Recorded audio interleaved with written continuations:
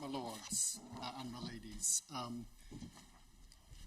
I propose to make a short legal submission on the approach which I invite the court to take legal questions for it. I'm going to say just a few words about justiciability and then to make two very short, specific Scottish points. You might have to speak up a bit. I do apologise, my lady. Well, those don't necessarily help amplify your voice. They ensure that it's transmitted worldwide, but they don't necessarily amplify it. I'll try and remember that, my lady. Could I invite the court to have before it the case of Kennedy and the Charity Commissioners? It's number 2 in the short in the bundle of supplementary materials lodged on my behalf.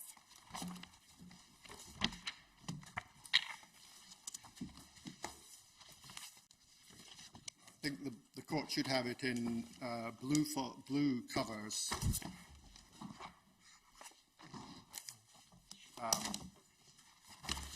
Yes. Tab 2, and I'm sorry, I don't understand there to be an MS number. And perhaps my headline point is to invite the court to take the view that it has the institutional competence and responsibility of exercising its ordinary judicial review jurisdiction to protect fundamental principles of the Constitution, no less than it has that competence and responsibility to protect individual rights. And in the case of Kennedy, I draw to the court's attention the passage in the opinion of Lord Mance, with whom Lords Neuberger and Clark joined, at paragraphs 51 to 55, where he gave there was quite a detailed discussion of the variable intensity of review.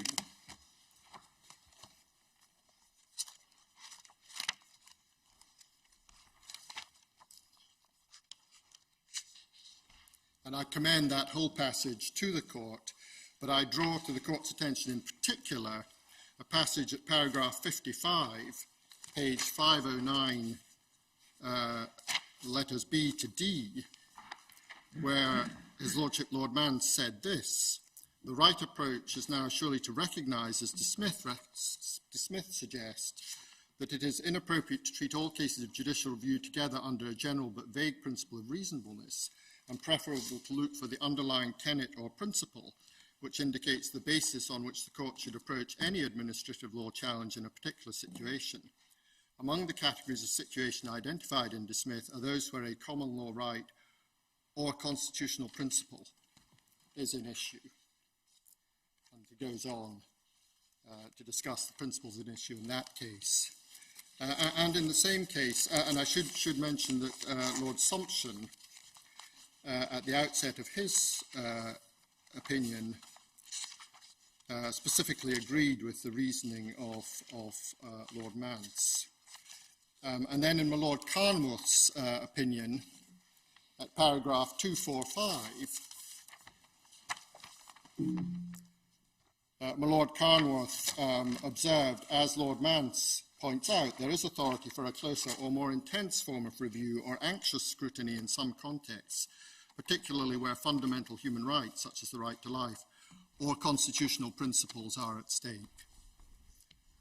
So I found on those passages as support for the proposition that this court, that when considering the approach to judicial review, where constitutional principles are at stake, this court should calibrate the intensity and approach to review in a manner that reflects the importance of the issue, just as it does when fundamental rights are at stake. The judges of the Inner House in the Cherry case referred to Lord Sumption's observation in Pham, that to the effect that there is a sliding scale in which the cogency of the justification required for interfering with a right will be proportionate to the importance and the extent of the interference. And the court has the case of Pham at tab 38 in the Cherry bundle, starting at MS 2556, And the particular paragraph is at 106 in Lord Sumption's opinion at MS 2590. And I invite the court to consider the whole passage in Lord Sumption's opinion between paragraphs 105 and 107, and also my Lord Reid's observations in the same case between paragraphs 113 and 118. Could you give us the MS numbers of those paragraphs? Indeed, my Lord. Lord Reid's observations are at MS 2593. Thank you. Lord Sumption's are at MS 2590. Thank you. And it's in volume 4 of 5 at tab 38 in the Cherry Bundle. Yes, I think it's fair to say that some of us have been not very keen on sliding scales. I mean, in Yusuf, I think I was rather rude about them, and agreeing with my colleagues. I understand that, my Lord, and I also understand the ongoing issues around the approach to be taken to review, but I do found on these authorities as support for the proposition that at least where individual rights and constitutional principles are at stake. Yeah, we don't need a sliding scale to say that where constitutional principles are at stake, we should exercise our greater degree. Indeed, my Lord. And in my submission, one looks for a cogent justification that reflects what is at stake. And in my Lord Reid's speech in FAM, at paragraph 114, my Lord Reid observed that in cases involving the exercise of discretion where fundamental rights are at stake, and I do invite the court to take the view that also where constitutional principles are at stake, a rigorous approach is required, which involves elements with counterparts in an assessment of proportionality, such as that an interference with a fundamental right should be justified as pursuing an important public interest, and that there should be a searching review of the primary decision-maker's evaluation of the evidence. And I say, my ladies and my lords, that what is at stake here is a fundamental principle of the Constitution, namely the principle of parliamentary accountability. Indeed, I think my Lord Carnworth in Miller at paragraph 149, MS 2596, described parliamentary accountability, in my submission correctly, as fundamental to our Constitution. So we have that principle at stake. We have a decision which abrogates the mechanisms of accountability for a period of 5 weeks, which in the context of the short period before the 31st of October and the time-critical nature of that period is in my submission, a significant period. Lord Brodie in the Inner House was correct so to characterise it. And we have a time when the actions and decisions of the UK government are likely to have momentous consequences for the future of the United Kingdom. So I invite the court to conclude that having regard to the effect of this decision in that context, irrespective of its purpose, that it's a decision which calls for the most cogent justification. And I invite the court to subject the decision to a rigorous and searching review, to use my Lord Reid's phraseology.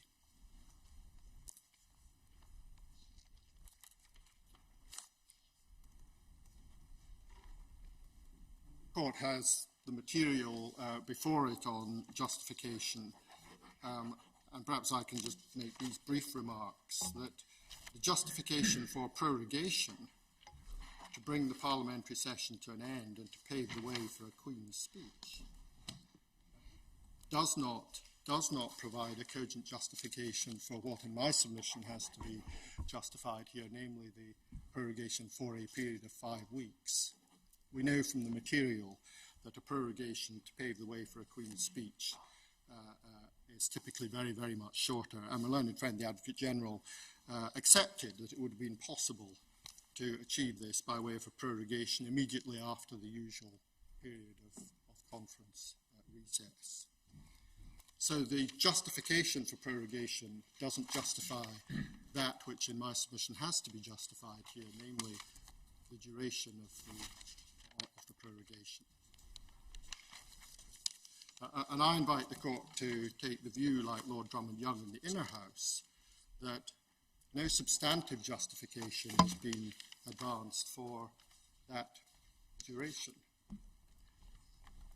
As Lord Kerr, I think, has observed in discussion with other counsel, there's an explanation, perhaps what one might call a defensive answer, that only 7 sitting days will be lost compared with the usual conference adjournment or recess.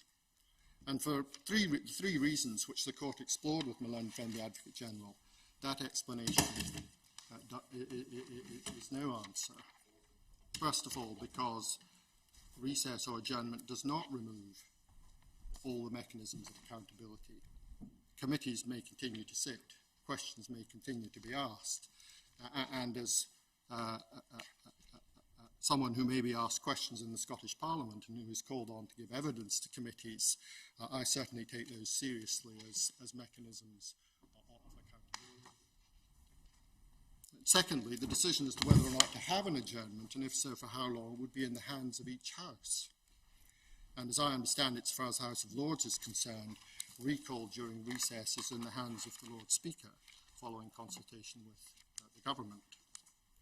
And thirdly, the loss of 7 sitting days, in my submission, should not be regarded as immaterial in the present context. At the time when prorogation was announced, I understand that there were 35 remaining sitting days, of which the prorogation absorbed 20. Sir James Eadie emphasised that every prorogation has the effect which it has, disabling the mechanisms of parliamentary accountability for its duration. But in my submission, prorogation, when it takes place in ordinary course, in usual times, does not involve a material interference with the ability of Parliament to hold the executive to account, and will be readily capable of justification with a view to ending the session. The House of Commons briefing paper that the court has before it describes prorogation in ordinary times as, quotes, formal and uncontroversial. That's at MS 1063 in box 2. And we know that it's typically shorter than this prorogation. Whatever might be said of this prorogation, it's certainly not uncontroversial, and my submission is not really formal. So in my submission, the approach that the court should take to review of this decision is signalled, signposted by the 2 authorities to which I've referred. Let me say something briefly about the question of justiciability. Perhaps the first point to make is this, that if I'm right, or indeed if my learned friend Lord Panic is right, then it's possible to apply perfectly orthodox judicial review techniques to the decision at hand here. There are standard tools in the judicial toolkit which the court can reach for and can apply. There is no want of judicial or manageable standards. The second point is, in my submission, the reliance on the separation of powers on the question of justiciability in the abstract does not advance matters. The separation of powers is predicated on the accountability of government to Parliament. And the question that the court has to grapple with here is how it should deal with a prerogative power, an executive power, which during the period of its application removes the mechanisms of accountability. And in my submission, if dissolution is non-justiciable, as Lord Roscoe tells us, how do you distinguish prorogation? well, in my submission, at least in modern times, and I don't pretend, my lady, my lords, that I've examined the history here. dissolution paves the way for a general election. It returns matters to the electorate. By contrast, and indeed there are conventions reflected in the Cabinet Office manual about the conduct of government after a dissolution and pending an election. Prorogation, on the other hand, maintains the government in office without the mechanisms of accountability to Parliament during the period of prorogation. So I say there is an important and significant distinction between the two powers. Could I just press you a bit more on that? Because from the government's case, their researchers suggest that the only statutory obligation before the Fixed Term Parliament Act, that was, the only statutory obligation was to hold summons a Parliament 3 years after the dissolution of the previous one. If that is right, and like you, I haven't had time to check it, then you're really falling back on convention as a check rather than law. It's a reflection of modern times, and I suppose I suppose that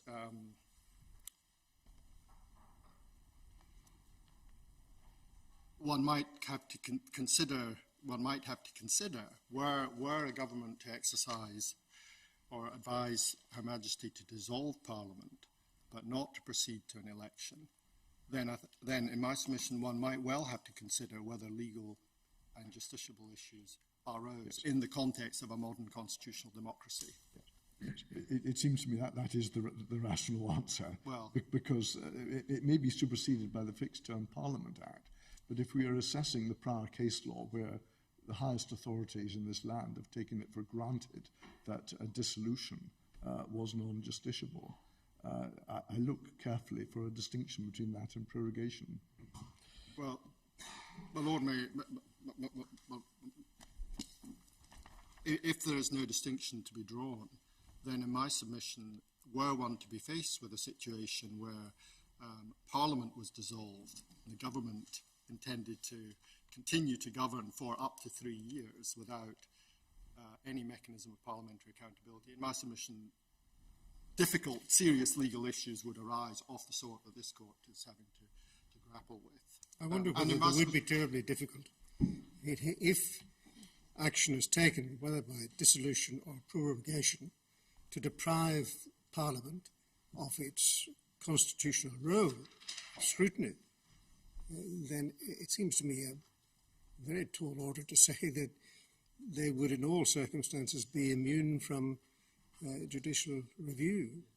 Well, in circumstances where the matter is not being returned to the electorate by way of a general election. Of course, as you point out, the immediately relevant distinction between dissolution and prorogation in conventional terms is that prorogation allows the government to continue without scrutiny, whereas dissolution normally will deprive the government of that facility. And in my submission, contrary to the view expressed in the Divisional Court, extreme cases test the question of justiciability. Extreme cases test whether the issue is truly one of justiciability, or whether it's actually a question of whether a particular decision is reviewable in the particular circumstances. I have drawn the court's attention in my case to phraseology used by the Strasbourg court to the effect that the effective functioning of Parliament is a value of key importance for democratic society. It's in a case from Turkey at MS 2813, paragraph 227, MS 2868. I do so not because we should need to take any lessons on that proposition, but to invite the court to consider the implications of holding that the executive has a legally untrammelled power to suspend the mechanisms of parliamentary accountability for such period as it thinks fit, for such reasons as it thinks fit, and to reflect on that in its wider wider context.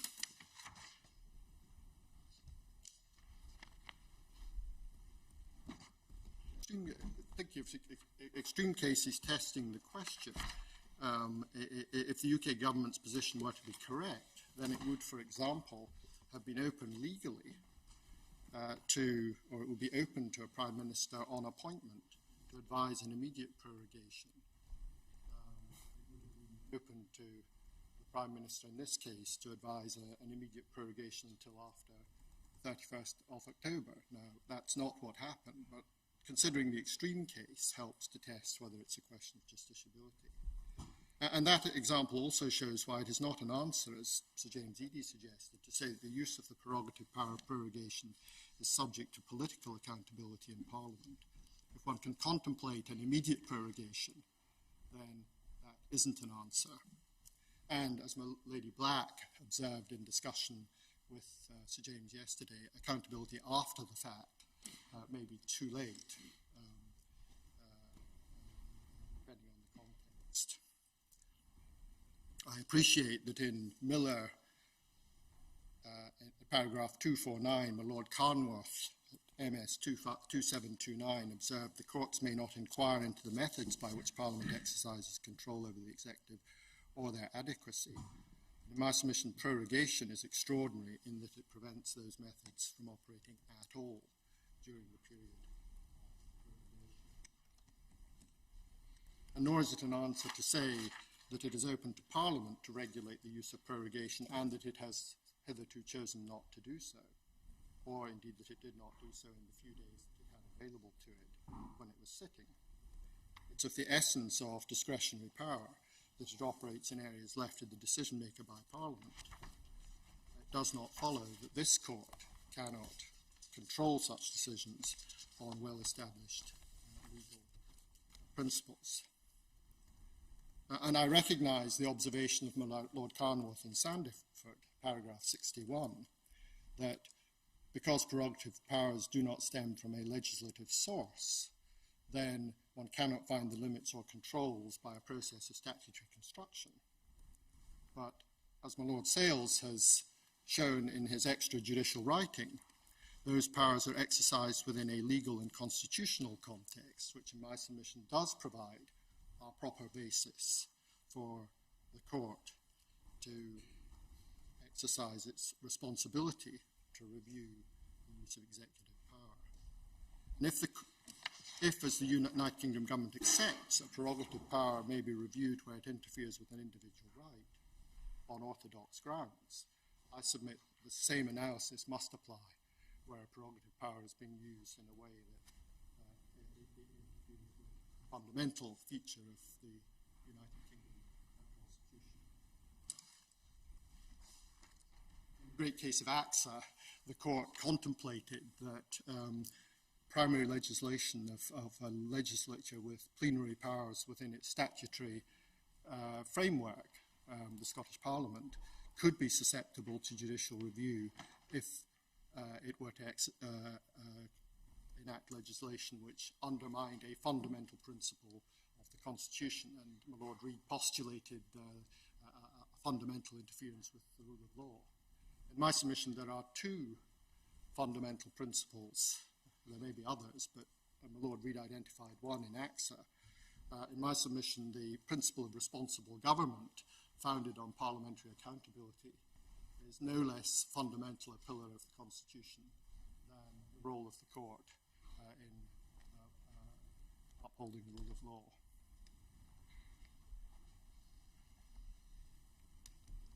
My ladies, there are two short points I should make from a specifically Scottish perspective.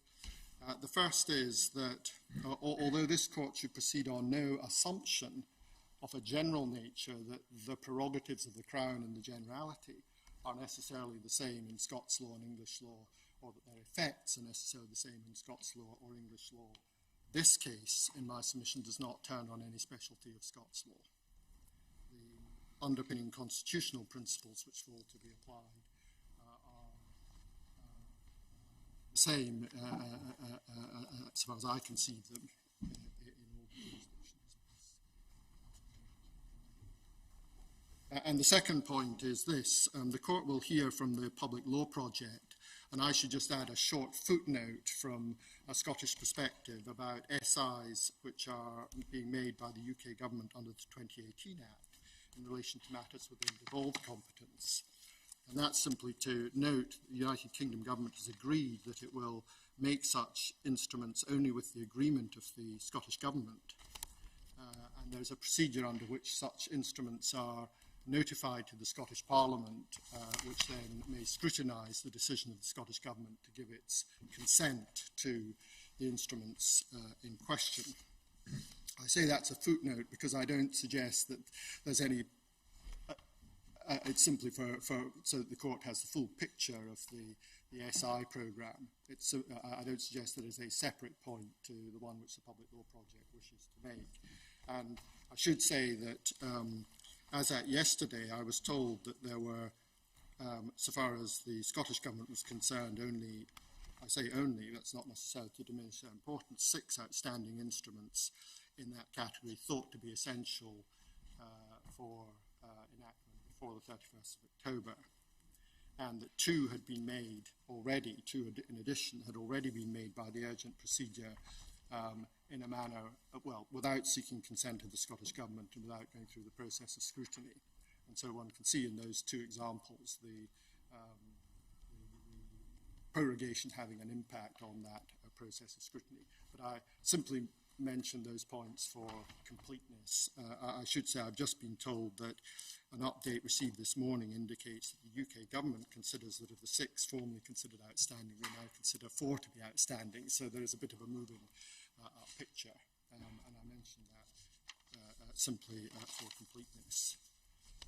So, my lords and my ladies, unless there's anything in addition that I can say that will assist the court, I'm content to leave my submissions there. Thank you very much indeed, Lord Advocate. Thank you. Yes, Mr. Ladies, my lords, members of the court, I represent Raymond McCord, the intervener. We're very grateful to the court for this opportunity to address on this very important constitutional issue. And it's very important in my respectful submission that the Northern Ireland perspective is considered by the court. It's certainly been central in any debates about Brexit, although that isn't a word that is featured an awful lot in the exchanges and submissions. But I want to tell you a little bit about my client before I begin, because it's important background. He is a victims campaigner and a prominent defender of the Good Friday Agreement and a defender of Northern Ireland's very delicate constitutional settlement.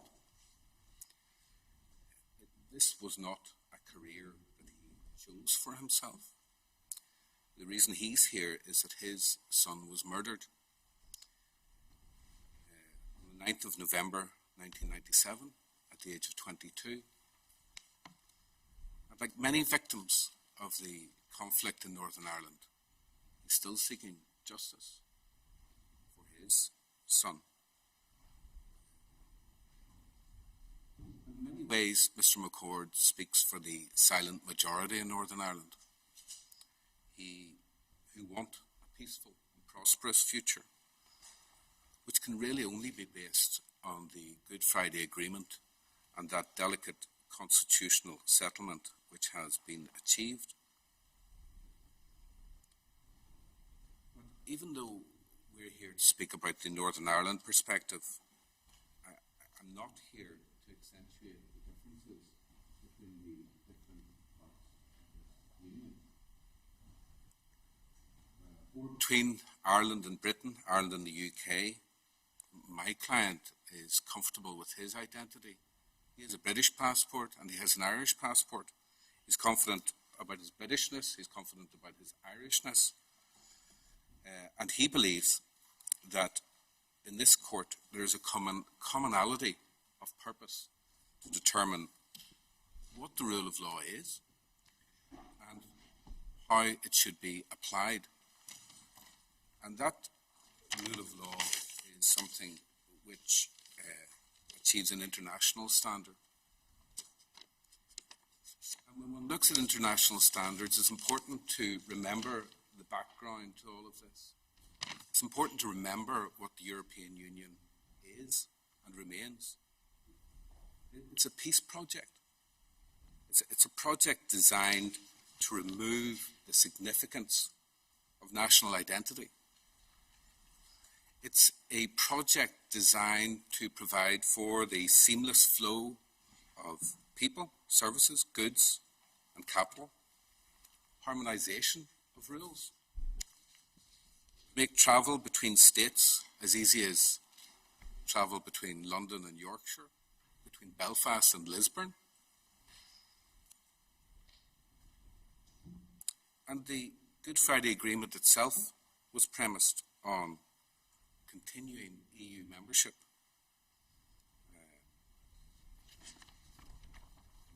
It's 576. I don't intend to open it to the members of the court, but the Good Friday Agreement confirms that it, wishing to develop still further the unique relationship between their peoples, this is the British-Irish Agreement, and the close cooperation between their countries as friendly neighbours and as partners in the European Union. In many ways, Northern Ireland is a microcosm of that European peace project. The impact of EU citizenship lessened the importance of national identity. The rising tide of nationalism that we're witnessing is poisoning the harmony between the EU states, and it is directly affecting Northern Ireland's ability to function. Brexit has been recognised as the major impediment to the restoration of the Northern Ireland Assembly. So we're urging the court to look at this legal question in a way that recognises the impact of the impugned decision on Northern Ireland in particular. Of course, it will have a huge impact on the people of Britain. It's without question that the impact on the people of Northern Ireland of a no deal, of the erection of a border, will be devastating. But Mr. Lavery, we're not concerned with any of that. We are solely concerned with the lawfulness, or not, of the Prime Minister's advice to Her Majesty to prorogue Parliament for a period of 5 weeks. That's all we're concerned with. We are not concerned with when and how and on what terms the United Kingdom leaves the European Union.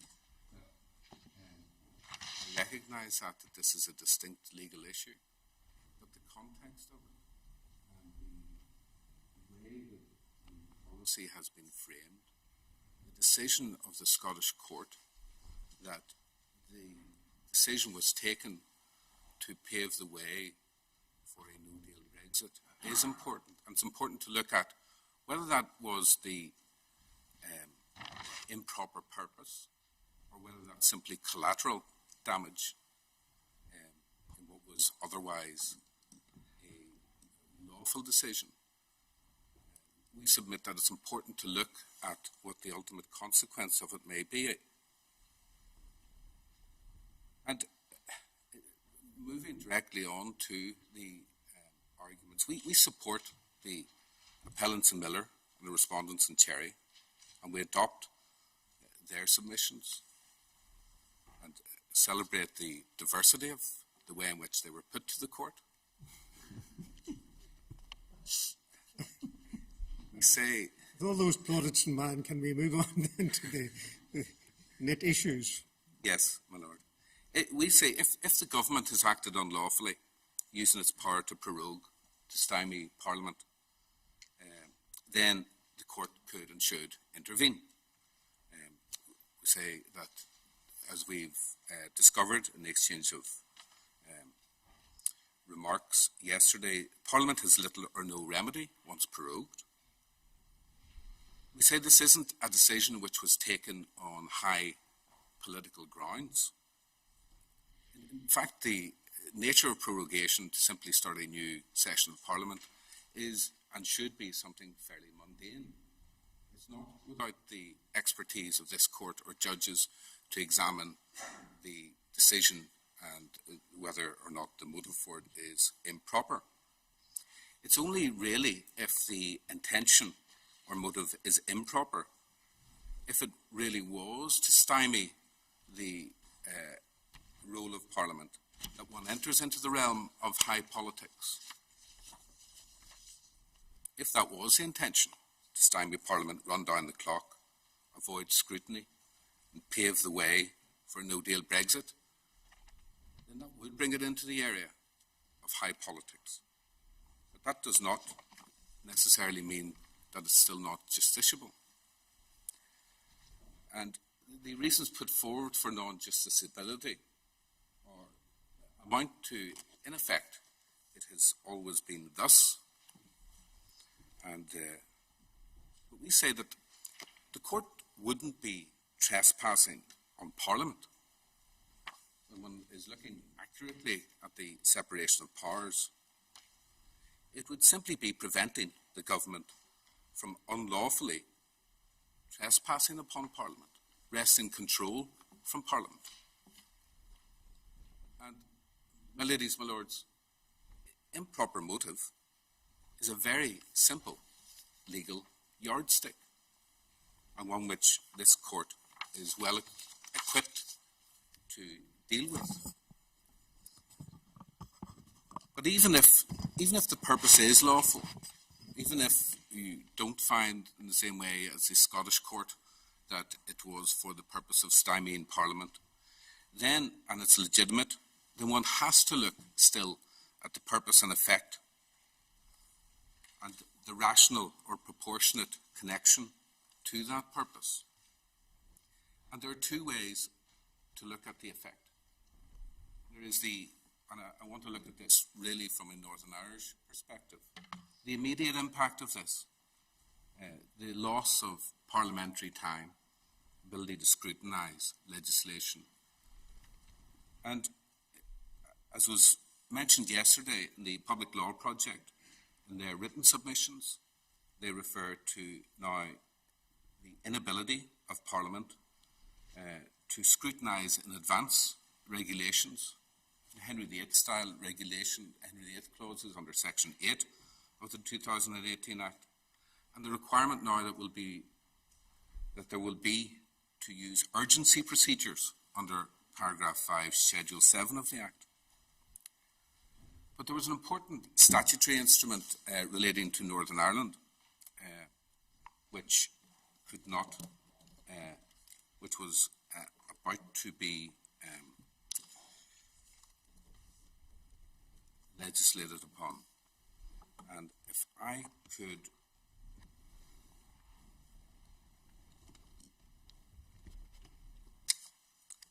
there was an additional bundle today. Yes. Hard copy. Yes. There's a piece of page 600, MS 633, internal page 10 of that bundle.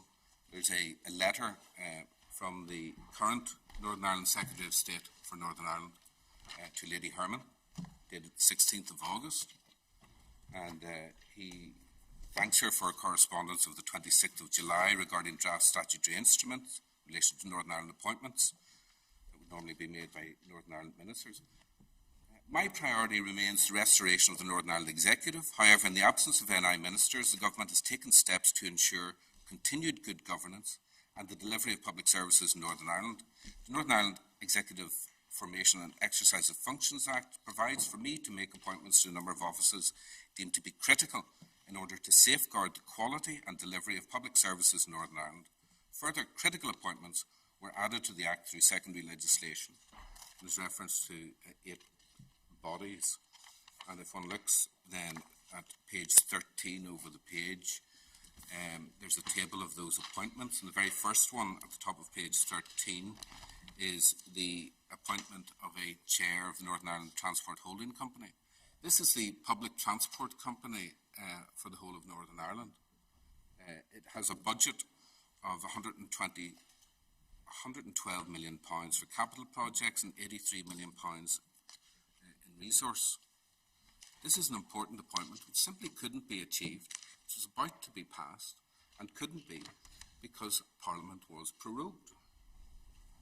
And in the second paragraph, the court will see that the executive directors could not fulfil its oversight function, including offering constructive challenge. So important appointments could not be made. The effective functioning of Northern Ireland departments is critical upon pieces of legislation like this because of the absence of the Assembly and an executive in Northern Ireland. If one turns over to page 17, the court will note as well that 25 QCs couldn't be appointed either. But, that may be of less concern to your lordships, my ladies. But the members of the senior bar who are rejoicing in that. I welcome the competition, my lord. Of course you do. These are very important, and there are a string of things like this. There's no reason why this piece of legislation has to be postponed to whatever time. Why it couldn't simply have been fitted into these 7 days that we say are a small amount of time. The other matter is the debates that are required under the Northern Ireland Executive Formation Act. We looked at that act, but there were a number of debates, and we set out at page 9 of the printed case the sort of debates that were prevented from proceeding on the 9th of September, including historical institutional abuse, victims' payments, human trafficking, gambling. And again, these are important matters. They can't be discussed, debated in any local assembly, and the only forum in which that can take place has been removed. But that's the immediate impact of this. But what if the Scottish Court was right and that this was a decision taken to stymie Parliament and pave the way for a no-deal Brexit? The effect of that, whether that's the purpose or not, that will, in my respectful submission, be the collateral effect of this. And if I could ask the Court to turn to the joint report, which is in the same bundle, just to put this in some context. And MS 713 is the part of the joint report. It's internal page 90. It's the part of the joint report which deals with Ireland and Northern Ireland.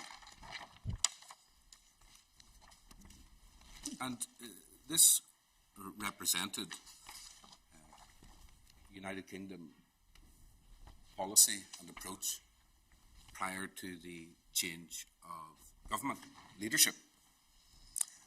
Paragraph 42, both parties, that is the EU 27 states and the United Kingdom, affirm that the achievements, benefits and commitments of the peace process will remain of paramount importance to peace, stability and reconciliation. They agree that the Good Friday or Belfast Agreement reached on 10th of April by the United Kingdom Government, the Irish Government and the other participants in the multi-party negotiations must be protected in all its parts, and that this extends to the practical application of the 1998 Agreement on the island of Ireland and to the totality of the relationship set out in the agreement. This delicate constitutional balance which was achieved. And at the bottom of paragraph 43, last sentence, the United Kingdom also recalls its commitment to the avoidance of a hard border, including any physical infrastructure or related checks and controls. 44. Both parties recognise the need to respect the provisions of the 98 Agreement regarding the constitutional status of Northern Ireland and the principle of consent. The commitments set out in this joint report are and must remain fully consistent with these provisions. It's really an outline of when one draws on documents to establish what our unwritten constitution amounts to. This is the sort of document which helps in that process. Paragraph 46, the commitments and principles outlined in this joint report will not predetermine the outcome of wider discussions. At the end of the paragraph, they are made and must be upheld in all circumstances, irrespective of the nature of any future agreement between the European Union and the United Kingdom. I'm afraid you've lost me as to the bearing this has on the validity of the prorogation of Parliament. Well, this feeds into Section 10 of the Withdrawal Act, which I'm going to take you to now, which is an important safeguarding provision, which was inserted by way of amendment by Parliament, and which reflects the terms of the joint report and the policy of not erecting a hard border on the island of Ireland. Well, does that have anything to do with the prorogation of Parliament? It does in a Northern Irish context. If it is done to stymie Parliament and to remove the only protection available to the people of Northern Ireland, Parliament will prevent the erection of a hard border, then it is relevant to be seen in that context. Well, I think you can say in a sentence, can't you, that if Parliament is prorogued, all of the safeguards, that are particularly important in Northern Ireland, will be lost. Yes. Yeah. Well, I think probably we have that point. It doesn't necessarily require terrific elaboration as to how important it is. Well, I'm not sure then how far the court would be assisted in the particular section of the Yellowhammer report, which lays out the calamity that will befall Northern Ireland. I can't open that to your lordships, perhaps ladies. It's at page 82 of the same bundle, paragraph 18. Whether or not withdrawal from the EU is a good or a bad thing for any part of the UK, it isn't the issue before us. I agree, but it's the context of it, and when one looks at justiciability, the context is important. If this is the effect of this, if, as I said, it's the effect and the execution of this decision to stymie Parliament has this effect, then it's important for the court to be aware of it and to put it into that context. How does it affect legally? How does it affect justiciability? Yes. Well, I'm afraid this strikes me so far as completely irrelevant to the legal question that the court has, any of the legal questions that we have to decide. Well, I respect that view, my lord.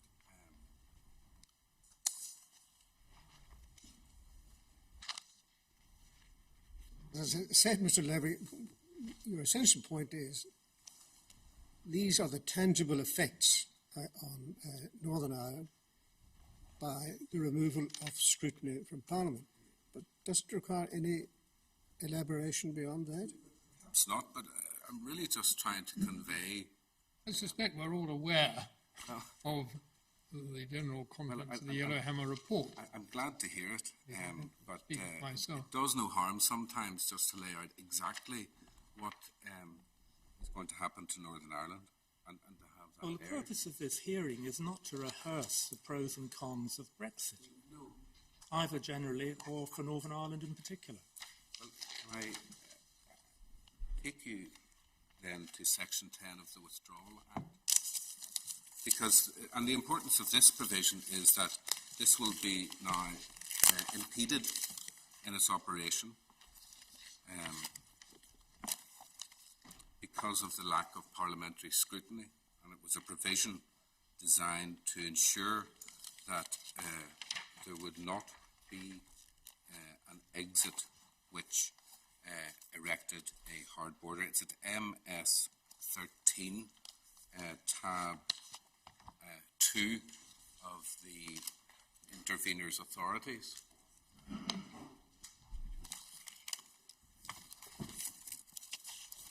So these, and this is a section which deals with the government's powers under the Act to make regulations. And the very regulations which now will be scrutinised in advance. And they, under Section 10, in exercising any of the powers under the Act, a Minister of the Crown or devolved authority must act in a way that is compatible with the terms of the Northern Ireland Act, and B, have due regard to the joint report, which is a document I opened to the court earlier. So that's a statutory obligation.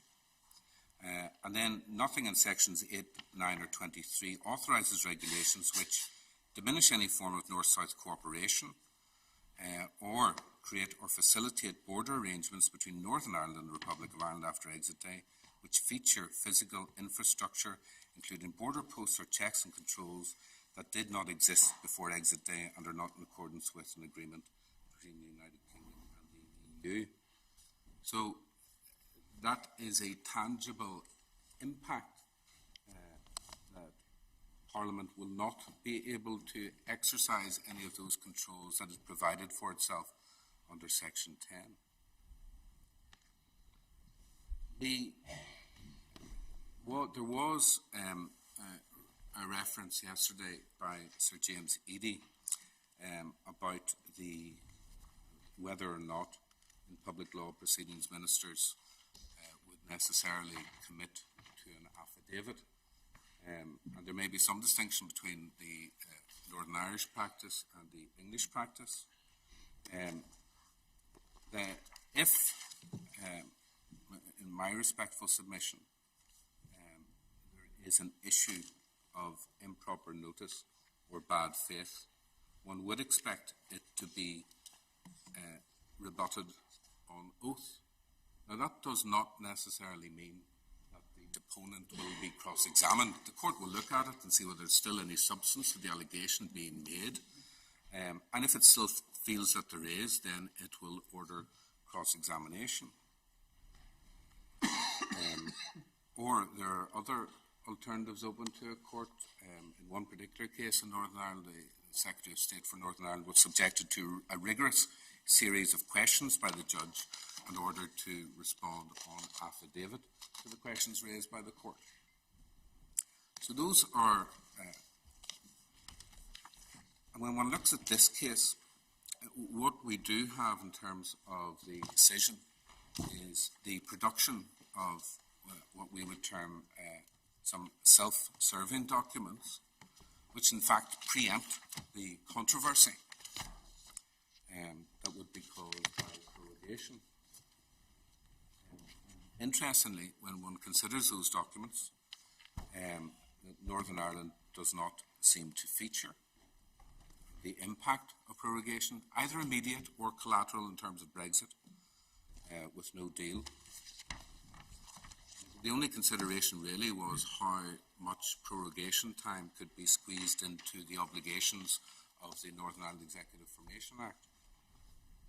Now, that may be a material consideration point, but we say that the absence of consideration of Northern Ireland here and in these circumstances is gross. How could it not feature in real terms? The Northern Irish border is one of the only things that stand in the way of Brexit. Parliament has sought by the Section 10 amendment to safeguard Northern Ireland's constitutional position. And it's unthinkable that Northern Ireland wouldn't be taken into consideration in this decision-making process.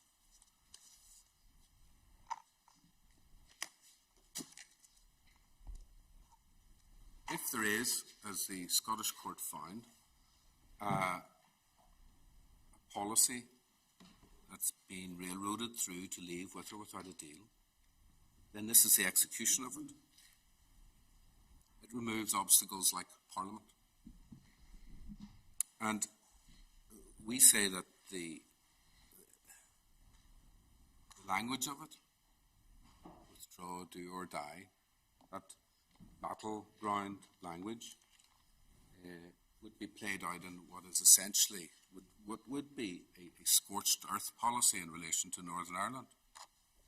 It would be oppressive, we say. It would be unconstitutional if that were to be the case when one takes all of that into account.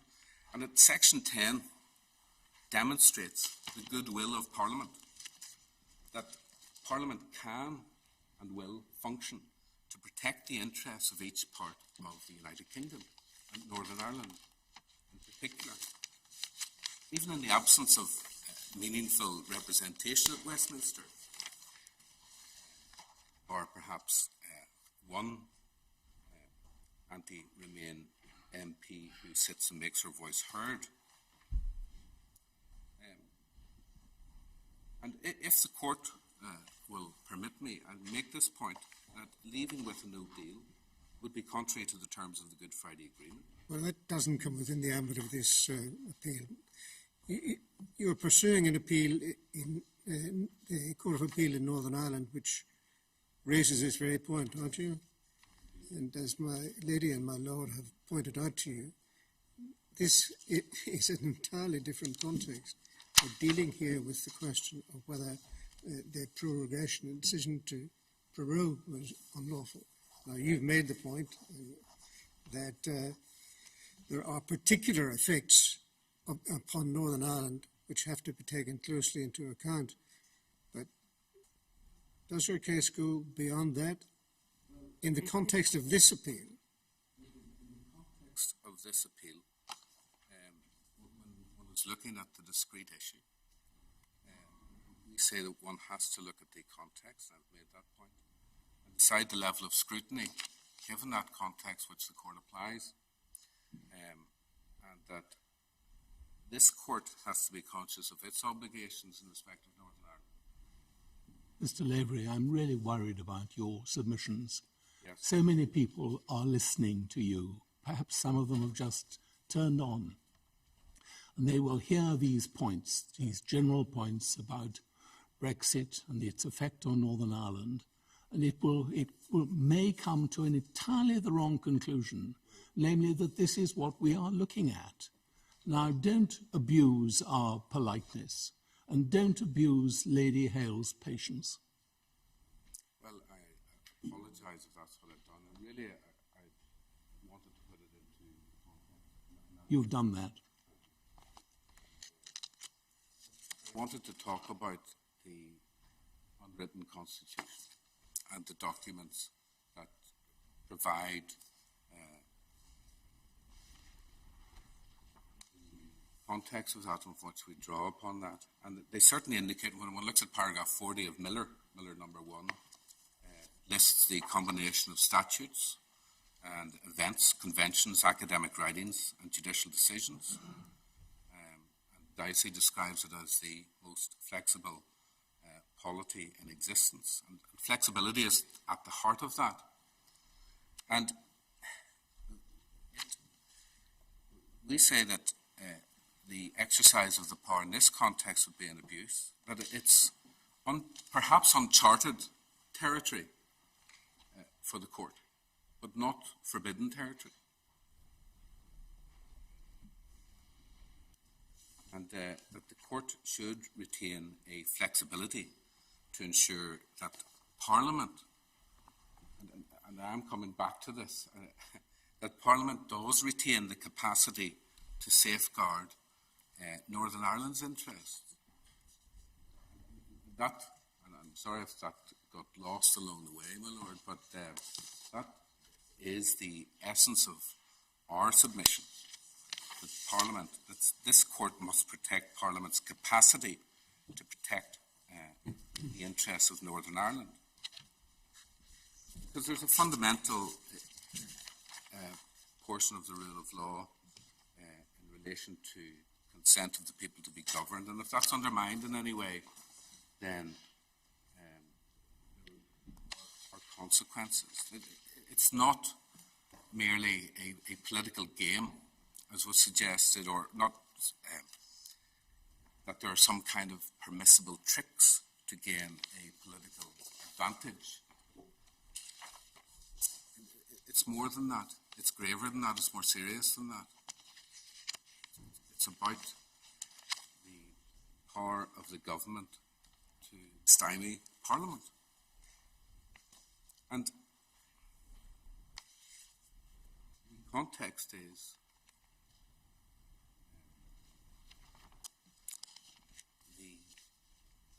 as the Scottish court said, pushing through monumental constitutional change.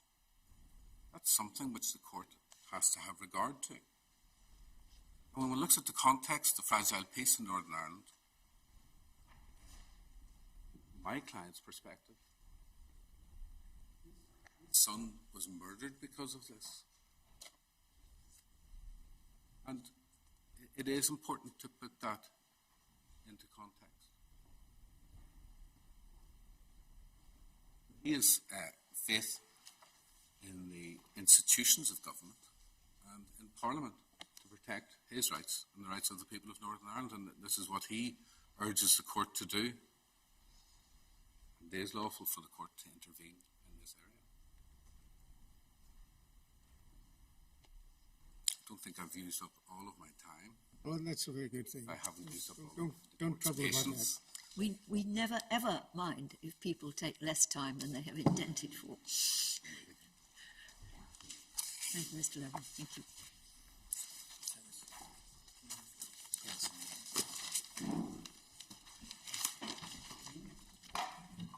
I'm not sure I've ever pleased you in that way. Can you hear me? I want to go back to first principles and I want to make some submissions on the law. But a good place to start in the analysis in this case is that Sir James Eadie and the Advocate General have accepted that this court can and would act if prorogation were contrary to the terms of primary legislation.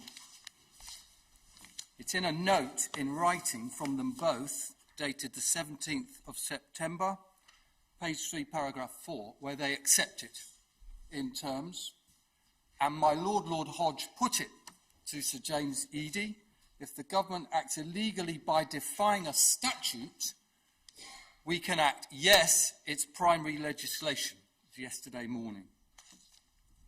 And if you just stop and think about why that's the case, that the court could give a practical and effective remedy on judicial review of a decision to prorogue Parliament where it was defying a statute. What's the constitutional principle that is in play that the court is applying?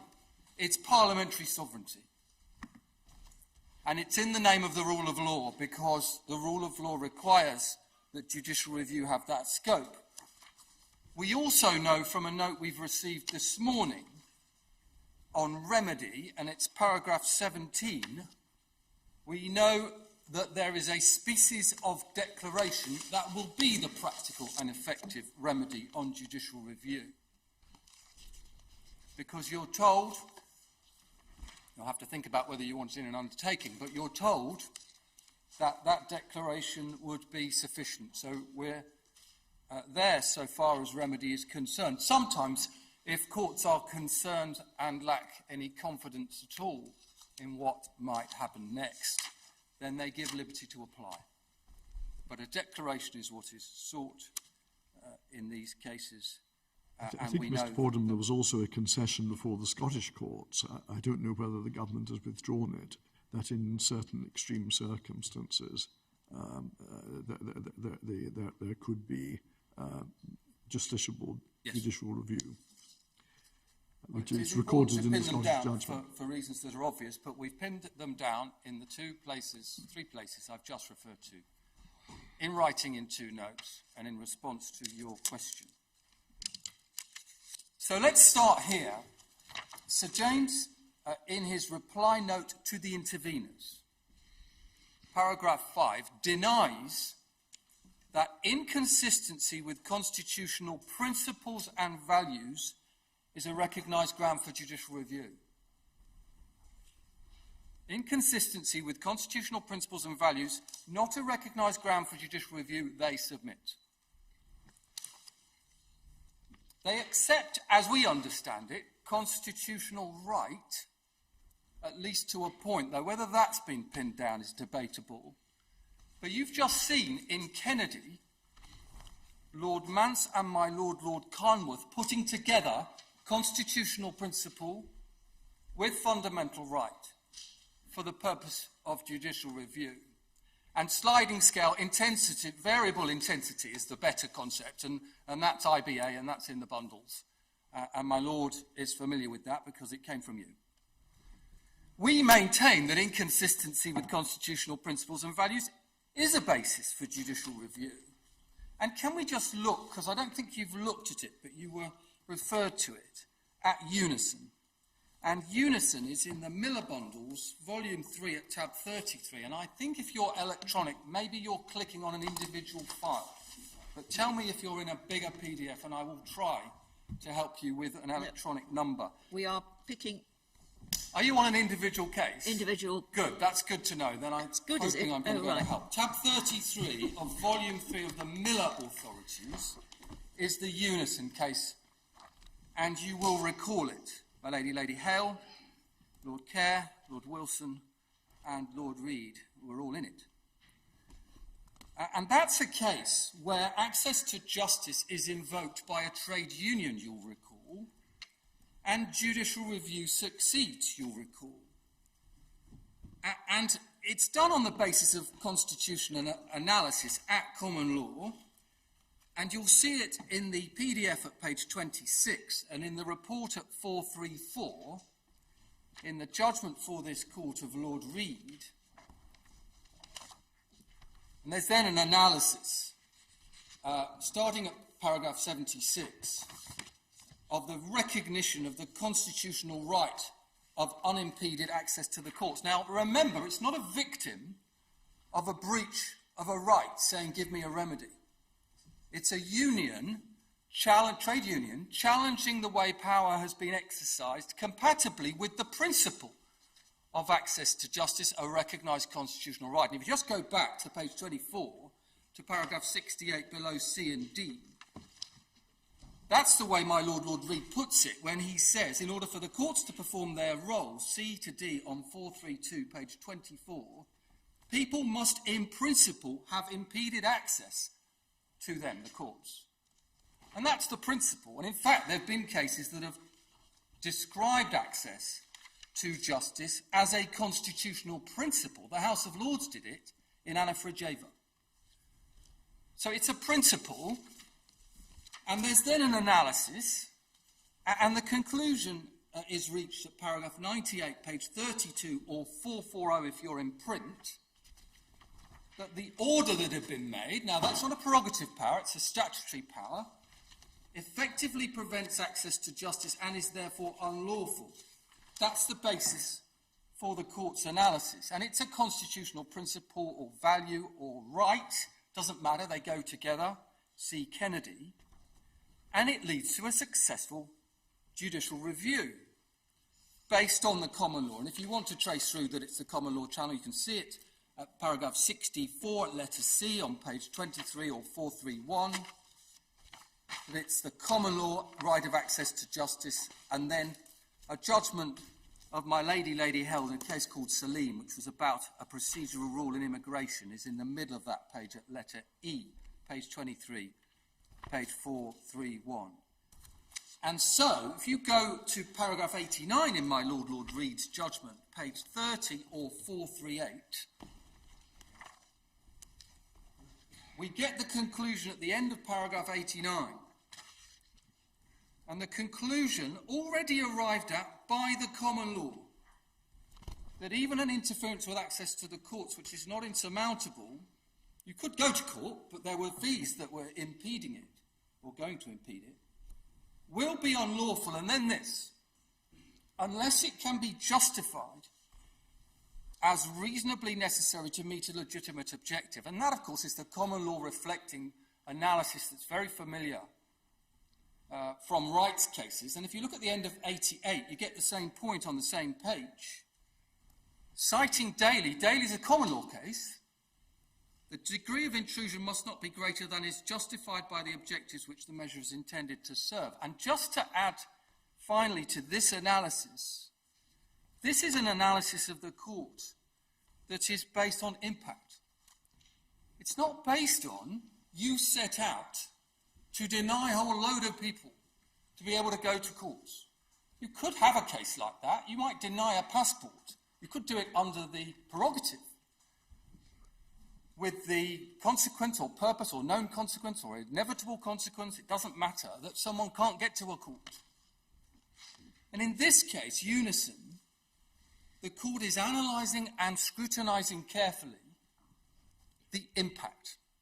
Have a look just at letter F on page 31 or 439. The question, Lord Reid, whether fees effectively prevent access to justice must be decided according to the likely impact on the fees on behaviour in the real world. And the whole thing's an analysis, objectively, of looking at the impact in order to decide whether the constitutional principle or value has been abrogated or breached by the action that is in question. Manageable standards, absolutely. Straightforward legal principles which involve asking about justification, having analysed objectively impact. And the idea that you can somehow distinguish taking half of my Lord Carnwath in Kennedy and Lord Mance in Kennedy and saying, well, these ones are rights and these ones are constitutional principles, is a very striking position, not least because of the overlap in the language between the two. Where is the case that Sir James Eadie has shown you that says constitutional principle, recognised by a court on judicial review, breached by the executive on judicial review, but not justiciable? That's not a basis for judicial review. And let's just do a quick quiz. No confinement without authority of law, prohibition on torture, the underpinning of legitimate expectation, abuse of power, access to justice. What do those five things have in common? They have all been described as constitutional principles. No confinement without authority of law, the prohibition on torture, the underpinning of legitimate expectation. That was my Lord Hodge in a Privy Council case called Rainbow. Abuse of power itself in public law, and access to justice. All constitutional principles. Now, what could possibly be wrong with this test of accountability? You're not getting into political merits. You're considering the impact objectively. You're looking to see whether an aim's been put forward that's legitimate, and you're satisfied about it. And you're looking to see whether the action is justified by that legitimate objective as reasonably necessary.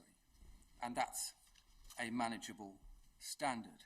And this is, in the end, isn't it, the scope of judicial review that the rule of law requires. And that's a principle that you've hit on when you've looked at judicial review itself and what it's about. And can it be excluded? And who decides whether it can be excluded?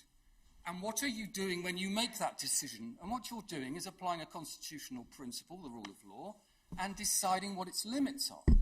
And that's why Carte establishes the principle, in the context of the upper tribunal, that the court will secure the scope of judicial review which the rule of law requires.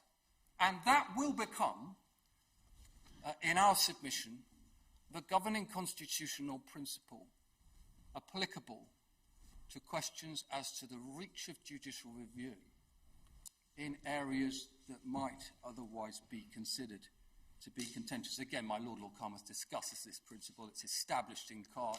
They're all agreed about it in Privacy International. It's in our written submissions, which thank you for letting us put in. at paragraph 3.1. And while we've got cart in our minds, history, as it already is doing, will recall, and this is paragraphs 8.1 and 11.1 of our written submissions, what Lord Justice laws at High Court level recognised about parliamentary sovereignty. It's not limited to the words or even the intent of a statute on the page. It does extend broader, and it extends broader to the idea of needing a court to judicial review the executive tomorrow against standards that have been set in an act that Parliament has made the day or tomorrow.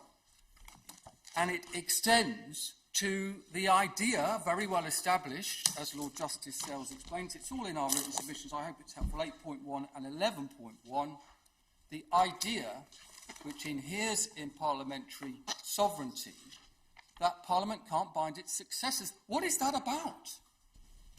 It's about the dynamism of ongoing legislative autonomy of Parliament, because parliamentary sovereignty is not narrow, as Sir James argues that it is in the present case. Now, is there some magic, then, about prerogative powers that mean, oh, well, it's different if you've got the prerogative power, judicial review is curtailed, and you can go as far as, does it cut across primary legislation? That's Laker in 1976, which you discussed in Miller number 1. Prerogative power that frustrates a statute. But you can't judicially review prerogative power against constitutional principle. And again, that would be very, very striking, and there's no support for it. But let's just think of an example, because you practice what you preach as courts when it comes to constitutional principle. Let's take one that's applicable to courts. The open justice principle. What is the open justice principle? That would have been quiz question number 6. The open justice principle is a constitutional principle and identified as such in a case called Guardian, which was discussed in Kennedy. So let us suppose for a moment that you've got an inferior court, I'll use that old-fashioned phrase, and a judicial review. Now let's suppose it's non-statutory. So it's not exercising statutory powers. You can't point to an enabling act. Are the powers judicially reviewable against constitutional principle as a matter of principle? Not only are they, but we've got the authority. Because Guardian News itself was a judicial review of the Magistrates' Court, and Guardian Media says in terms, and this court has very recently confirmed it in terms, rejecting attempts to distinguish the early authorities. What you've accepted is that that constitutional principle applies to non-statutory powers. It's neither here nor there. And I hope you've now got just 2 things I wanted you to have this morning, because these are points that have come up during the hearing. And if you have, I hope you've got Dring. And if you have got Dring, you'll see from page 442, paragraph 41, constitutional principle of open justice applies to all courts and tribunals exercising judicial power of the state. So there's... Flagged as Cape in my version. Oh, is it? I'm so sorry. That's my mistake. Cape. Have you all got Cape? Somewhere, yes. Have enough of you got Cape? Carry on. Well, I can remember it quite clearly. Well, it's all yours. So, for those of you who weren't there or who can't remember it, and I'm trying not to take it personally, page 442, paragraph 41, discussion, the constitutional principle of open justice applies to all courts and tribunals exercising the judicial power of the state. And the point about the neither here nor there came from Guardian. You just go back 2 pages to 440, paragraph 36. And if you want Guardian, we've got Guardian as well. But the fact that magistrates' courts were created by statute was neither here nor there, paragraph 70 of Guardian. Guardian's a judicial review.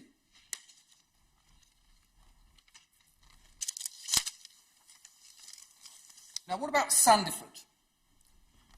Because there's been an idea and it's been discussed, and Sir James showed you an authority, the Air Centre case, and tried to persuade you that improper purpose isn't available for a prerogative power. I just want to address that very briefly. Sandiford is about fettering of discretion. That's all it's about. And you've seen in Sandiford, which is volume 3, tab 32 of the Miller Authorities, Lord Mance was talking about no external originator. Lord Sumption at 83 was talking about no empowering act as the derivation of the power. And the point they were making is the same point that my Lord, Lord Sales, persuaded a Court of Appeal, including my Lady, Lady Arden, about in a case called Elias, which is adopted in Sandiford. And it's because the court decides that that principle of fettering, or non-fettering, is necessarily linked to whether you have a statutory power. We know there's no general principle of that kind for the prerogative. We never have had Laker Airways in the 1970s. And that's all that that decides.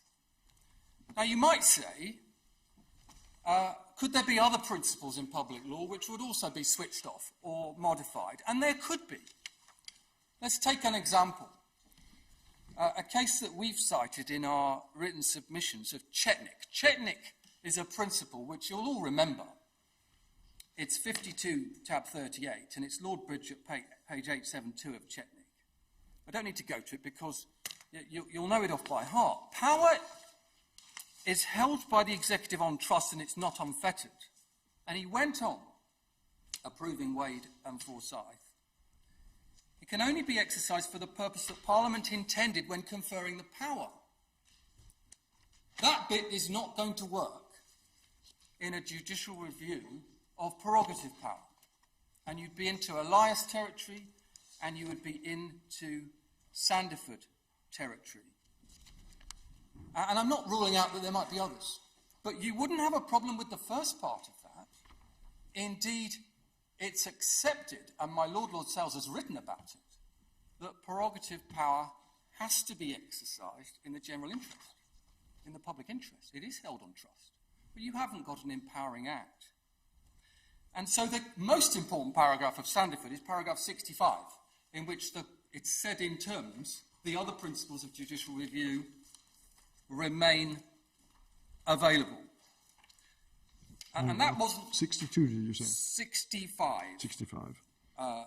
It's Miller 3, tab 32.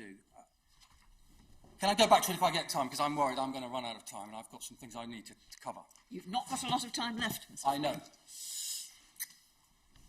Now, that wasn't said in a vacuum in Sandiford by my Lord Carnwath, because one of the cases you had in mind was Bancourt number 2, which was cited in that case. Bancourt number 2 is worth just having in mind, volume 2, tab 23 of the Miller bundles, because that was the case, and you've seen Lord Hoffman at paragraph 35, which was about not GCHQ, the exercise of prerogative power under an instrument, but prerogative power to make an instrument for the British Indian Ocean Territory. And Mr. Crowe argued, you'll see it at electronic pages 10 and 11 in the report at 462G to 463F, straight along Sir James Ely lines in that case. And unanimously, the court said, Lord Hoffman was paragraph 35, Lord Bingham 71, Lord Roger 105, Lord Carswell 122, Lord Mance 141. Not only judicial review is applicable, but the grounds for judicial review are available. No good reason why not. Didn't matter that it's an instrument rather than exercise of power. Exercise of power, a fortiori. Lord Mance says, no good reason, and every reason why it should be. And so just pause there, and suppose you had an instrument for that island that is subsequently made, which on the face of it is a marine protected area proclamation issued by a commissioner in accordance with Her Majesty's instructions through the Secretary of State. Just suppose. And just suppose you had an argument that it's for an improper purpose. There's no primary legislation or statute to reach back to. And then let's suppose you had judgments below and there was an issue about undisclosed documents. And this court had to decide whether those documents could have made a difference to the conclusion on that very ground, improper motive, for the prerogative. Well, you had it, because that case was Banku number 3. And you can see it in the headnote, right in the middle of the headnote. It's the other case of the two that I've just given to you. So, in principle, what does this legal landscape look like? So, if you've got Banku number 3 alongside Cape, you'll see at letter F in the headnote that the challenge, which came all the way here as to whether it had viability and whether it would have made a difference, which was available to prerogative, was improper purpose, improper motive. And you don't need a bribe or bad faith to get to an illegitimate purpose. So stepping back, what would it look like in principle then as a justiciable matter for the court to be considering a question of prerogative power of prorogation? Well, first of all, the court would recall that constitutional principles and their delineation is your job. That's your responsibility. Secondly, you would be concerned to examine impact, the unaccountable executive. You wouldn't stop, as lower courts might, with this isn't justiciable, and you'd ultimately ask that justification question. And you might coin it in this way. Was it reasonably avoidable? Is there a reasonable justification? Is there a legitimate objective which justifies what has been done, or for that matter, what hasn't been done? And the reason why it's worth doing that is because you might find it of interest that if you look at the case that's possibly the closest we've got, and it's a written constitution case and it's a Privy Council case, and it's quite a good story. It's a case called Bob and Manning. It's a story my Lord Hodge told in a case called Dumas, Volume 1-3 of Miller, and Lord Kerr, Lord Wilson, Lord Palmworth were all in that case. So you know about this case and you know this story. But Bob and Manning, which is Authorities 1 tab 7, is in the context of Lord Bingham at paragraph 15 on page 10 of Bob and Manning, whether you're electronic or paper, considering whether what had been a challenge to retaining office without accountability, there was no functioning Parliament, that was the problem, whether that could have been a challenge to a failure to dissolve Parliament earlier. And what's interesting at paragraph 15 is Lord Bingham doesn't say, well, of course not, you couldn't have that. And that's dissolution. He goes on to discuss the wholly proper reasons, paragraph 15, 6, 7, 8 lines. He then says, at the end of that paragraph, there were reasons of informed political judgment as to whether the public interest required another dissolution. Nothing to suggest the power was exercised inconsistently with the Constitution. Then paragraph 17, really important. The board agrees with the appellants that irresponsible, unaccountable government is the antithesis of the democratic model. But periods of that are sometimes unavoidable, as here, and an extended period of such government was not reasonably avoidable here. And this is in the context where at paragraph 12, he's picked up on what he described as brave and memorable observations of the Supreme Court of India, and they're brilliant, about the court's role, where you are delineating constitutional principle. And so it is worth just having in mind that one can see on first principles a framework where you don't stop. Lord Bingham didn't stop. He didn't say, well, of course, stop there. You could never consider that in a judicial review. That case was a judicial review. and so you don't, and there are manageable standards that are applicable. And yes, written constitution and all the rest of it, but let's take the stabilisers off, and applying first principles, the bike still rides. Now, you've got material from the Public Law Project. You won't be hearing from them, but you've got it in writing, and it is important material about bills falling away. We've dealt with it in our written case at paragraph 19, and also statutory instruments without curtailed scrutiny.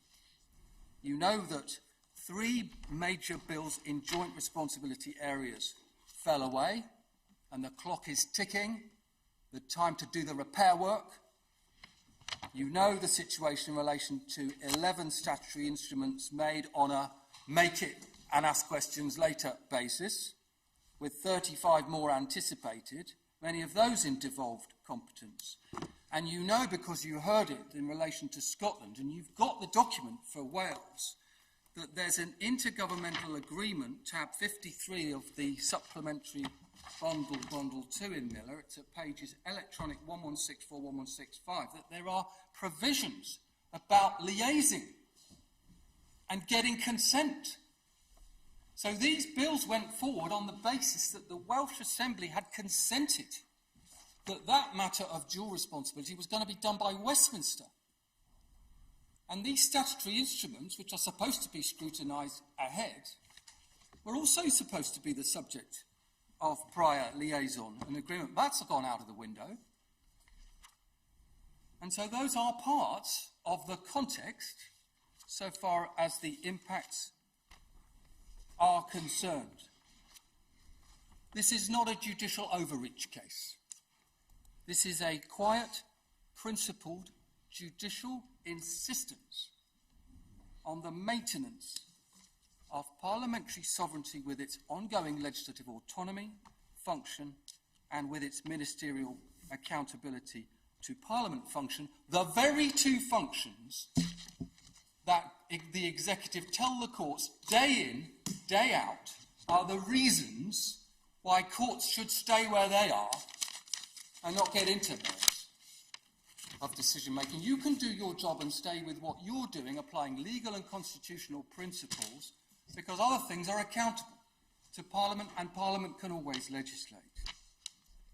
Finally, we say, please, not the position that this is justiciable in principle against the constitutional principle of parliamentary sovereignty, but not judicial review in this case. If not in this case, then the words justiciable in principle are, we would respectfully submit, empty words. With gratitude to you, those are the submissions on behalf of the Counsel General. Thank you, Mr. Fordham.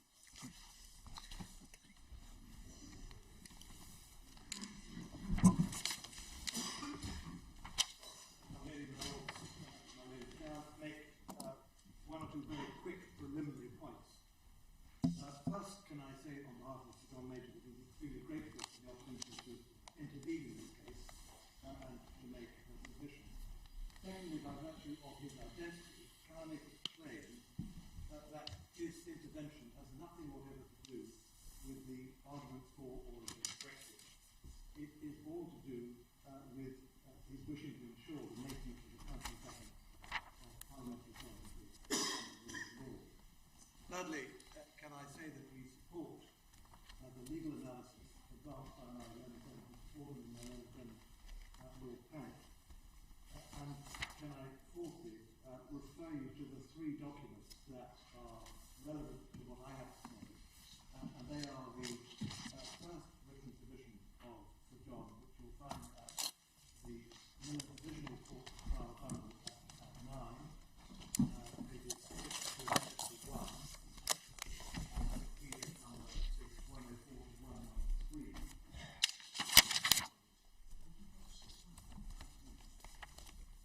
Apparently I can't be heard at the back. I'm trying to address the court. Yes, It's more to do with the transmission. It's not every day I move to the right, I must assure you.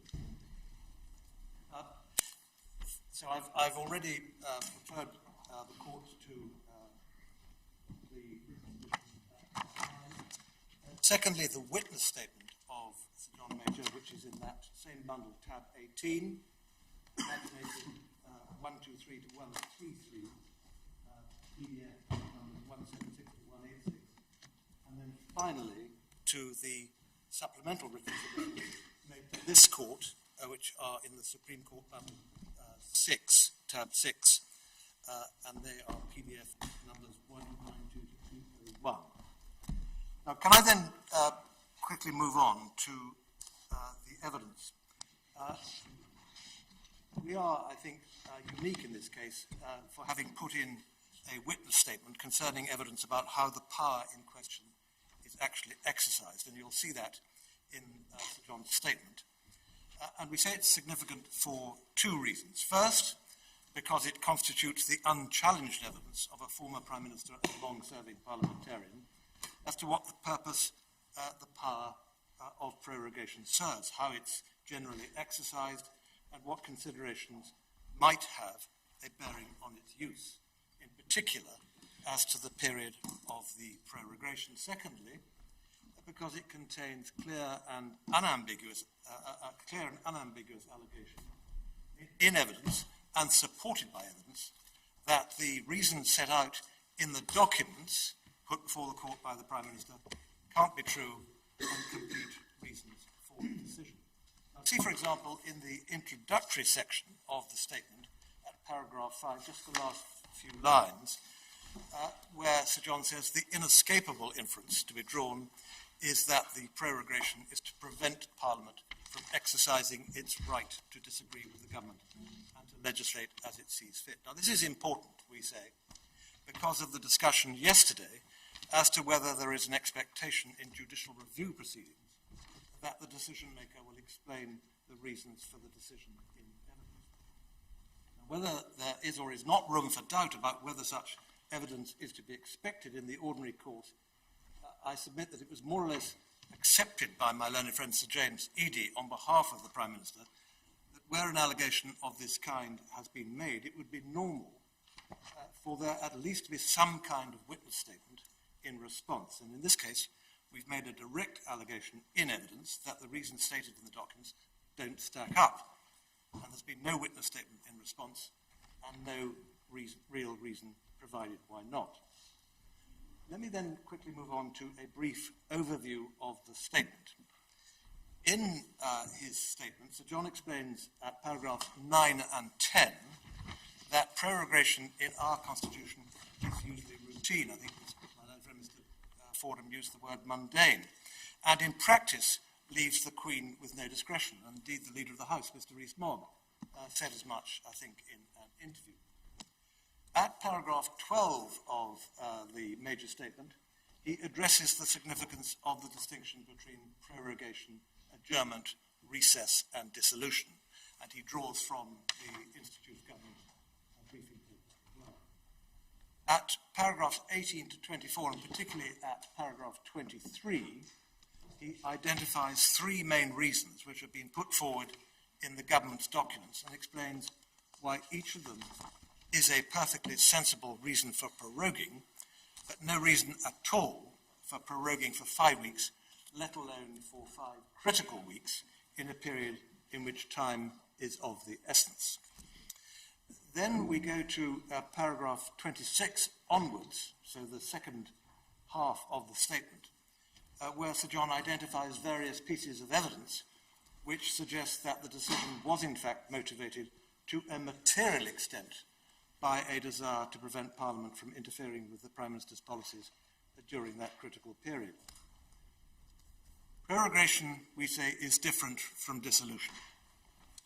In his submissions, my learned friend Sir James relied on the dissolution of Parliament as what he called a core example of a prerogative power that was considered before the Fixed Term Parliaments Act to be entirely non-justiciable. He submitted that there was no material difference between prorogation and dissolution, so that even though there is no authority suggesting that the power of prorogation is non-justiciable, the same should apply. My lords, my ladies, there is a world of difference between the two. Put simply, dissolution overrides Parliament in favour of the electorate, and prorogation overrides Parliament in favour of the executive. It's the direction of travel point, and this was a point brought up in questioning by my Lord, Lord Hodge, and my Lord, Lord Kerr. The power of dissolution allows Parliament to renew its mandate from the electorate. It brings the state in contact with the ultimate source of democratic legitimacy. There are citations from Dicey, which I won't go to support that. But prorogation, by contrast, transfers power in the other direction, not closer to the source of democratic legitimacy, but further away. So from the perspective of a principle of parliamentary sovereignty, first, a power of dissolution necessarily involves an interference with Parliament, but the principal effect of that interference is to ensure that the political basis for parliamentary sovereignty remains intact. A power of prorogation, of course, also involves an interference with Parliament, but it's a matter purely between the organs of the state. There's no reason, we say, why it should be treated as unreviewable simply because the power of dissolution was once not reviewable. Now may I quickly look at... What principle is there for not reviewing the dissolution? What principle? Well, it's now dealt with by statute. No, but the authorities which spoke of this in the past predated the Fixed Term Parliament Act. That, I suspect, is because there was, in the Victorian era and before, a much greater actual respect, as opposed to fictional politeness, played to the role of the sovereign in person, as opposed to the crown of Parliament or the executive through the administration. You think it's a historical hangover, then, rather than a principle? In some senses, and I don't wish to be impertinent, but a lot of how our constitution has developed over time is a series of fudges. Arrangements are made which are politically convenient. And the example that my Lord has just addressed to me is, I suspect, one of those. We exercise through necessary polite fictions in order to enable our constitution to develop and to work. Let me, if I may, come on to permissible purposes. The defendant, the Prime Minister, in his submissions repeatedly poses the question, how is this court to determine what is permissible and what is impermissible? He submits that the decision to prorogue inevitably involves a degree of politics, at least as to timing, and how is the court to decide what is good or bad political reasoning?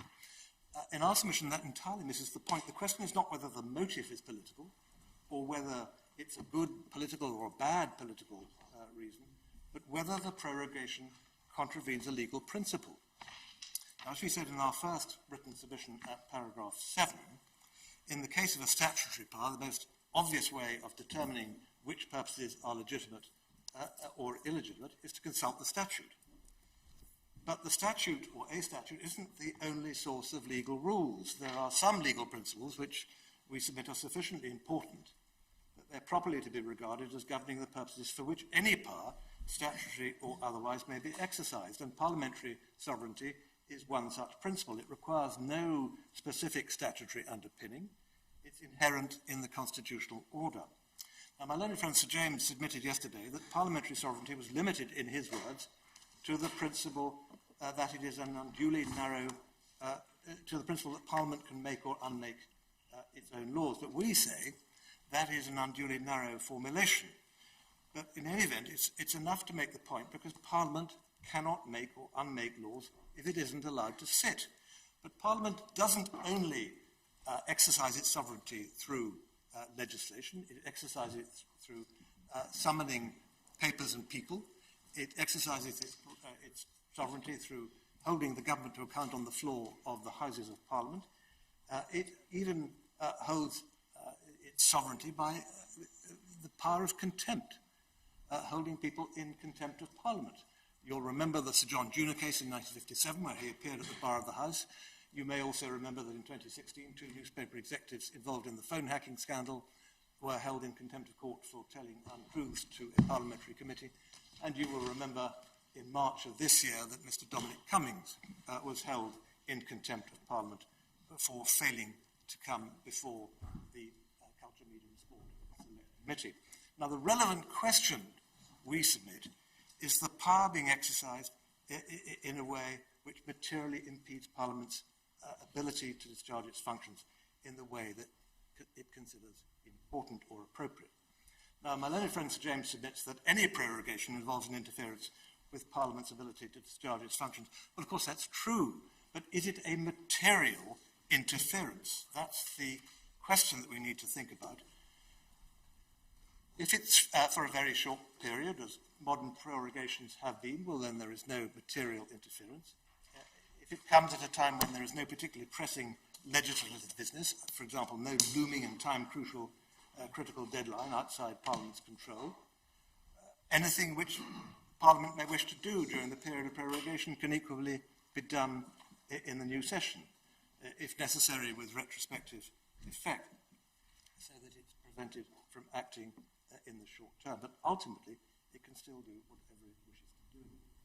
Now, my lords, my ladies, Sir James submitted that this issue would involve the court in a series of impossible questions. How long is too long?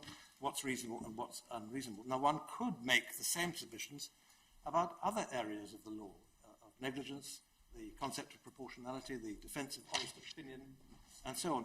The law recognises standards which it may not be possible to lay out mechanically in the abstract in a way which covers all possible permutations, but which it is possible to apply to a given case. Can I then quickly turn to political motives? The defendant has relied on 2 examples of prorogations which it said were done for political gain and which therefore illustrate that prorogation for political gain is a legitimate exercise of the power.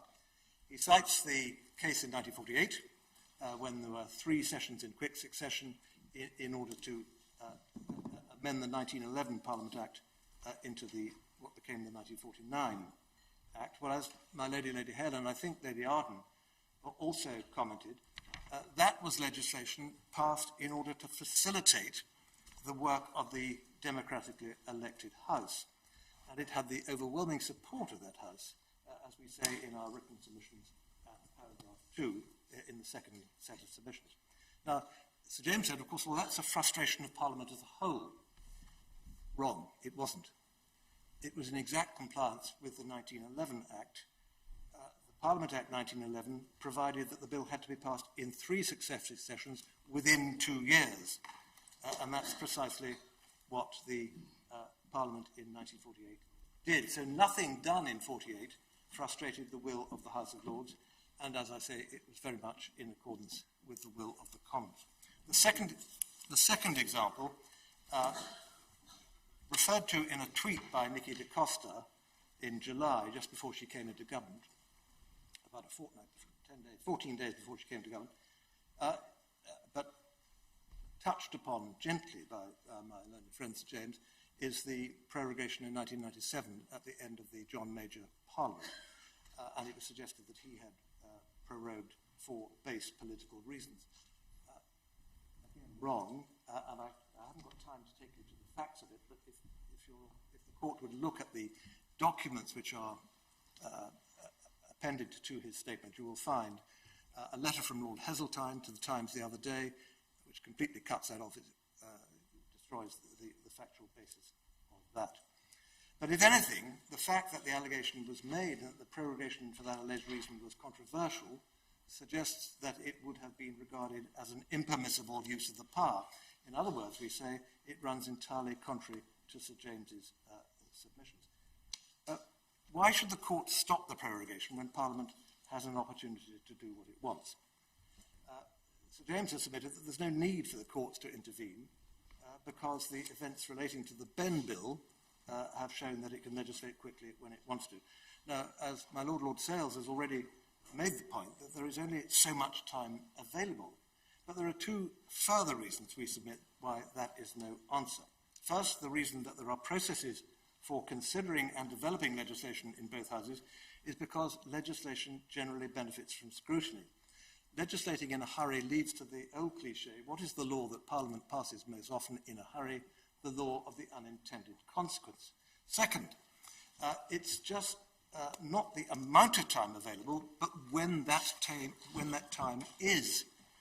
Events may develop between now and the 14th of October. Parliament may wish to legislate in early October in a way that it couldn't have foreseen in late August. On a similar note, my learned friend Lord Keane submitted that the courts shouldn't step in where Parliament could have prevented the prorogation but didn't do so. Well, it's not at all obvious, we say, that Parliament would have been able to prevent the prorogation. First, there is the requirement for Queen's consent. We've seen that from Erskine and May and the submissions of my learned friend Mr. O'Neill. That could have been withheld. And secondly, even if the Queen's consent was required, Parliament could simply have been prorogued before any bill that sought to prevent it became law. The logic of the justiciability analysis is that the courts would have nothing to say about that situation, despite it being an obvious frustration of Parliament's will. I think it was also suggested by my Lord Carnworth that Parliament could have passed a vote of no confidence in the Prime Minister, a suggestion taken up by my learned friend. But that wouldn't actually have addressed the vice of the prorogation, and probably would have made matters worse. First of all, Parliament would have lost up to 14 days in deciding whether another person could form an administration. Or it could have led to the dissolution of Parliament, in which case the whole thing would have had to start again. Time and the risk of wasting time at a time when time is a very, very scarce resource is something that I think that this court can take account of. Now, my Lord Wilson yesterday asked the stark question, if we can't control what's going on, who can? And it seems to me that these are, and I think my Lord Sales also dealt with the question of the danger of politicising the Queen. These points are aspects we submit of a broader submission that this court shouldn't intervene in decisions to prorogue because they involve matters of politics. Now, the immediate and obvious response to that is that the reason the courts leave political matters alone is because they are subject to political control, and there can be no political control of a decision to prorogue if the body that would exercise that control has been prevented from acting. We've identified in our written submission several examples of exercises of the power of prorogation which would frustrate political control. But in answer to that point, Sir James relies on two other possible types of control. First of all, practical constraints. He talks of the need to vote money to pass the Armed Forces Act. But as we point out in our second written submissions at paragraph 7, those controls all meet the fundamental obstacle that they depend for their effectiveness on the Prime Minister placing a higher authority on the orderly running of the country than on the achievement of his political goals. All it would take is a Prime Minister who is happy to see funding for public services lapse or for the Armed Forces Act to expire in order to achieve his goals, and the controls would be useless.